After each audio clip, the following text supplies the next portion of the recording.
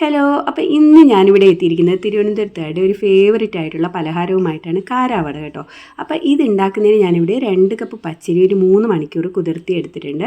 അടുത്തത് കുതിർത്തിയ 1 cup ഉഴുന്നുപരിപ്പ്, കുതിർത്തിയ 2 cup വടപ്പരിപ്പ്, ഇത്രയുമാണ് വേണ്ടത് കേട്ടോ. ആദ്യം തന്നെ നമുക്ക് ഈ പച്ചരി ഒന്ന് നല്ല കട്ടിയായിട്ട് അരച്ചെടുക്കണം കേട്ടോ. അതൊരു ബൗളിലേക്ക് മാറ്റി കൊടുക്കുക. സെയിം ജാറിൽ തന്നെ ഉഴുന്നുപരിപ്പും കട്ടിയായിട്ട് അരച്ചെടുക്കണം, വെള്ളം ചേർക്കരുത് കേട്ടോ. അപ്പോൾ ചിലരാണെങ്കിൽ ഡൊപ്പി അരി ഉപയോഗിച്ചിട്ട് ഉണ്ടാക്കാറുണ്ട്. പക്ഷേ അത് ഉണ്ടാക്കുമ്പോൾ കാരാവട കുറച്ച് കട്ടിയായിട്ട് തോന്നിയതുകൊണ്ട് ഞാനിവിടെ പച്ചരി ഉപയോഗിക്കുന്നത്, നല്ല സോഫ്റ്റായിട്ട് കിട്ടും കേട്ടോ. അപ്പോൾ അടുത്ത് 1 കപ്പ് വടപ്പരിപ്പ് ഞാൻ ചേർത്ത് കൊടുക്കുന്നുണ്ട്. ഇതിൻ്റെ കൂടെ പച്ചമുളക്, ഇഞ്ചി, വലിയൊരു കഷ്ണം ഇഞ്ചി കൊത്തിയരിഞ്ഞത്, ഉപ്പ്, 1 ടേബിൾ സ്പൂൺ മുളക് പൊടി, 1 ടീസ്പൂൺ കായപ്പൊടി, 1 ടീസ്പൂൺ ബേക്കിംഗ് സോഡ, ഇത്രയും കൂടി ചേർത്ത് ഒന്ന് മിക്സ് ചെയ്തതിന് ശേഷം ഇതിലേക്ക് കുറച്ചധികം കറിവേപ്പില ചേർത്ത് കൊടുക്കുന്നുണ്ട്. ഇതിലേക്ക് ഞാൻ അടുത്ത 1 കപ്പ് വടപ്പരിപ്പ് കൂടി ചേർത്ത് കൊടുക്കുന്നുണ്ട്. കുറച്ചുകൂടെ മുളക് പൊടി ചേർക്കുന്നുണ്ട്, അത് ഓപ്ഷനിലാണ് കേട്ടോ. നല്ലപോലെ മിക്സ് ചെയ്ത് ഒരു അരമണിക്കൂർ റെസ്റ്റ് ചെയ്യാൻ വെക്കുക. നല്ലതുപോലെ ചൂടായ എണ്ണയിലേക്ക് നമുക്കിത് കുറേശ്ശെയായിട്ട് കയ്യിലിങ്ങനെ എടുത്തിട്ട് ഇട്ട് കൊടുത്താൽ മതി കേട്ടോ.